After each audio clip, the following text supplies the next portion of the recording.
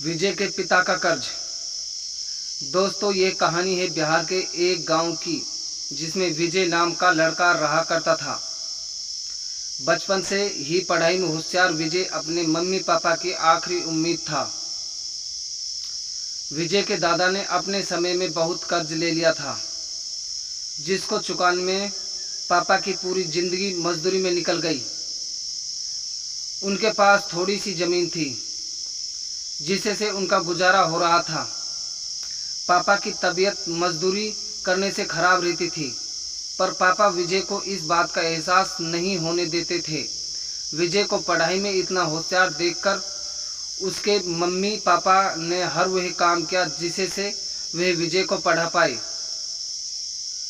विजय की कॉलेज की पढ़ाई खत्म हो गई थी और वह एक छोटी सी नौकरी करने लगा, जिससे से उसका खर्चा निकल जाता और साथ में वह कलेक्टर बनने की तैयारी भी कर रहा था। विजय अपने वक्त का एक मिनट भी फालतू नहीं गुजारा करता था। विजय ने पूरा समय पढ़ाई और नौकरी में लगा दिया। विजय के पापा को यह पता था कि वह कलेक्टर बनना चाहता है, इसलिए घर के हालात बहुत ज़्यादा खराब होने पर भी उन्होंने विजय से कभी इस बात का जिक्र नहीं किया और न ही उसको अच्छी नौकरी करने के लिए कहा। लगातार 2 साल तक विजय पास नहीं हो पाया। उसके बाद भी उसके पिता ने अपना घर और ज़मीन गिरवी रखकर विजय को IAS की कोचिंग ज्वाइन करवाई और उसकी नौकरी भी छुड़वा दी और केवल पढ़ाई करने को कहा। विजय के पापा हमेशा उसे कहा करते थे, बेटा खेत और घर दोबारा आ जाएंगे, पर कलेक्टर दोबारा नहीं बन सकते। आज पूरे साल पढ़ाई करने के बाद विजय का रिजल्ट आ गया, जिसमें वह अच्छे नंबरों से निकल गया था। आज उनके पिता से ज़्यादा खुश कोई नहीं था।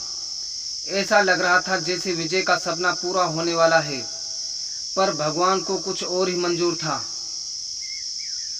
विजय का कल इंटरव्यू था और सुबह से उसके पापा की तबीयत खराब थी।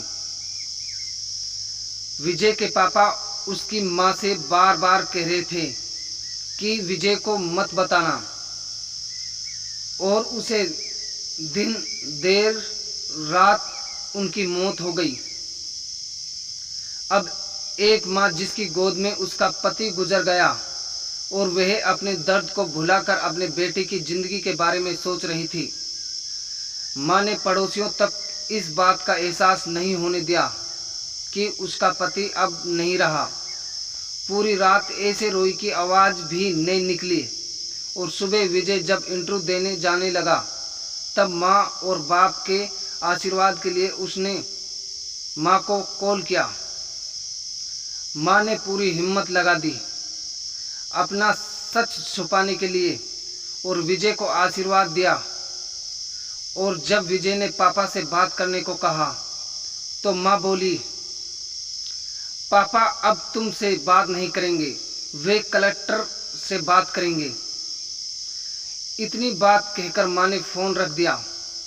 विजय का जब इंटरव्यू हो गया, तब उसे बताया गया कि उसके पिता की तबीयत खराब है, उसको तुरंत घर आना है। विजय को एक पल नहीं लगा अपने पिता की हालात समझने में।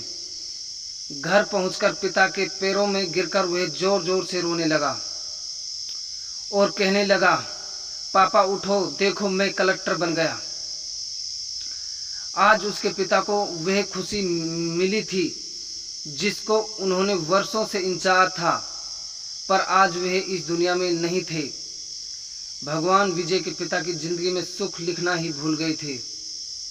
पहले वे अपने पिता के कर्ज में जिंदगी भर मजदूरी करते रहे और फिर बेटे के सपने में फिर घर और जमीन गिरवे रखनी पड़ी। वह जिंदगी में कर्ज लेकर आए और कर्ज लेकर चले गए। विजय के पिता को भले ही जिंदगी में कुछ हासिल नहीं हुआ हो, पर वह अपने लड़के को इस काबिल बना गए कि वह अपनी 7 पुश्तों को बैठे बैठे खिला पाए। विजय की माँ ने जो उस रात किया उसको करने का जज्बा बहुत कम लोगों में होता है। जब विजय कलेक्टर बनकर घर आया तब माँ ने विजय से कहा, बेटा तुम आज इतने बड़े बन गए हो कि हजारों गरीबों का भला कर सकते हो।